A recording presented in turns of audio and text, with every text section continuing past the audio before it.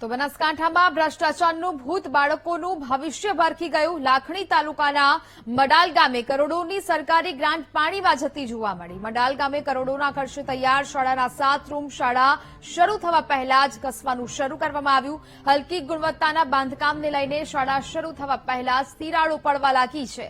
નવા બનાવાયેલા શાળાના 7 ઓરડામાં ભયંકર ભ્રષ્ટાચાર આચરાનો આરોપ લગાવાયો છે।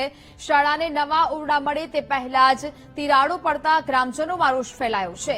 હલકી ગુણવત્તાનું કામ કરનાર કોન્ટ્રાક્ટર સામે કાર્યવાહી કરવાની ગ્રામજનોએ માંગ કરી છે।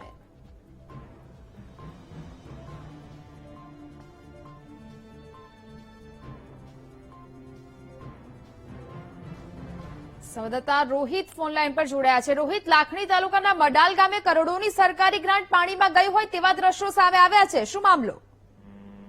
જી નેહા, ચોક્કસથી વાત કરવામાં આવે તો સરકાર દ્વારા તમામ ગ્રામીણ વિસ્તારના સરકારી બાળકો સારી રીતે અભ્યાસ કરી શકે તે માટે દર વર્ષે કરોડો રૂપિયાની ગ્રાન્ટ ફાળવવામાં આવે છે, પરંતુ ક્યાંક ને ક્યાંક જે કોન્ટ્રાક્ટરો છે તે હલકી ગુણવત્તાવાળું જે કામ કરે છે તેના કારણે અનેકવાર આવા દ્રશ્યો સામે આવે છે।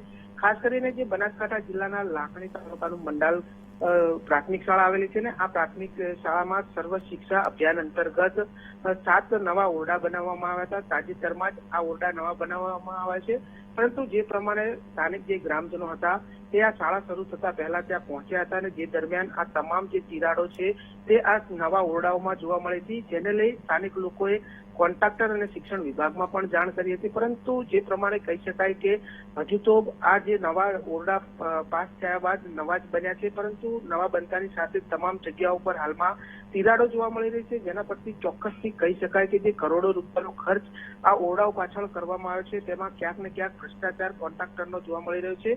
ત્યારે હાલ તો ગ્રામજનોની માંગ છે કે તાત્કાલિક ધોરણે આવા જે કોન્ટ્રાક્ટરો જે હલકી ગુણવત્તાવાળું જે કામ કરી રહ્યા છે તેમની સામે કડક કાર્યવાહી કરવામાં આવે। જી બિલકુલ રોહિત, જાણકારી બદલ આપનો આભાર।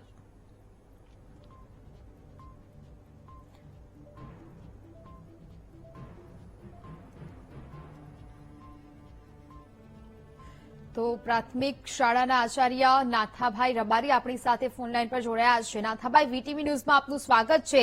જે પ્રકારે આ શાળાના દ્રશ્યો સામે આવી રહ્યા છે, કરોડોના ખર્ચે શાળાના ઓરડા તૈયાર થયા છે ને તે પહેલા જ ઉપયોગમાં લેવામાં આવે તે પહેલા તિરાડો સામે આવી છે, શું કહેશો?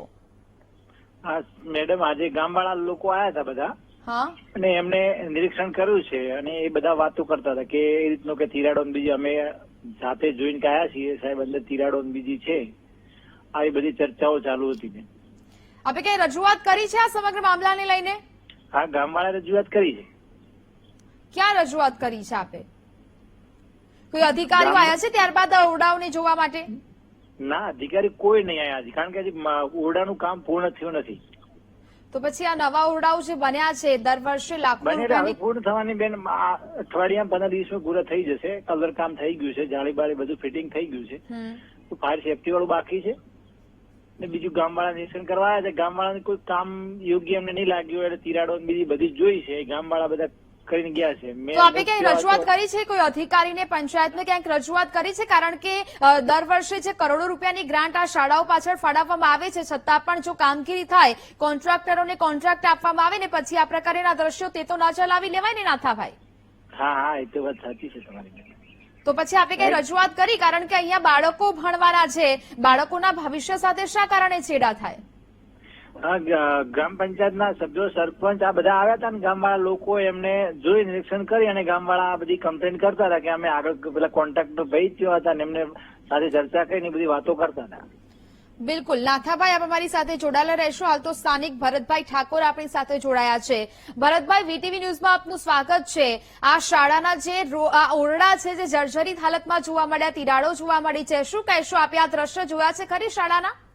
જી મેડમ, આમાં અત્યારે હજી 6 મહિના થયા કામ ચાલુ કર્યા ને, અને સરકારી કરોડો રૂપિયાના ખર્ચે ગ્રાન્ટોના ઉપયોગથી સર્વ શિક્ષા અભિયાનની અંદર સરકારે ગ્રાન્ટ મંજૂર કરી અને 7 રૂમોના બ્લોક તૈયાર કર્યા છે, અને જેની અંદર કોન્ટ્રાક્ટર દ્વારા સૌ પ્રથમ પાયાથી જ કામ બિલકુલ ખરાબ રીતે કામ કરવામાં આવતું હતું।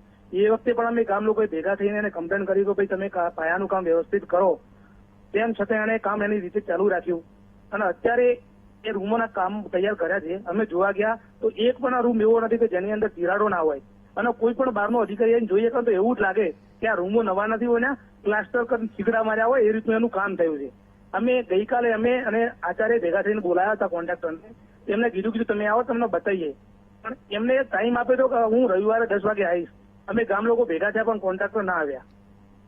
બિલકુલ ભરતભાઈ, આ કોન્ટ્રાક્ટર કોણ છે? કોન્ટ્રાક્ટરનું નામ શું છે? ને આપે ક્યાંક આગળ રજૂઆત કરી છે આ સમગ્ર મામલાને લઈને? રજૂઆત નથી કરી. અમે આવતીકાલે પાલનપુર કલેક્ટર કચેરીને લેખિતમાં રજૂઆત કરવાના છીએ. જિલ્લા અધિકારીને પણ અમે વિકાસ અધિકારીને પણ અમે લેખિતમાં આપવાના છીએ. કેમ કે અત્યારે હજી 6 મહિના ત્યાંથી દિવાલમાં તિરાડો પડી ગઈ છે અને કોન્ટ્રાક્ટર ત્યાંનું કામ કરી અને ગ્રાન્ટ લઈને જતો રહેશે, પણ 6 મહિના પછી તો વધારે કઈ નુકસાન થયું તો એ ભોગવવાનું તો ગામ લોકો જ છે.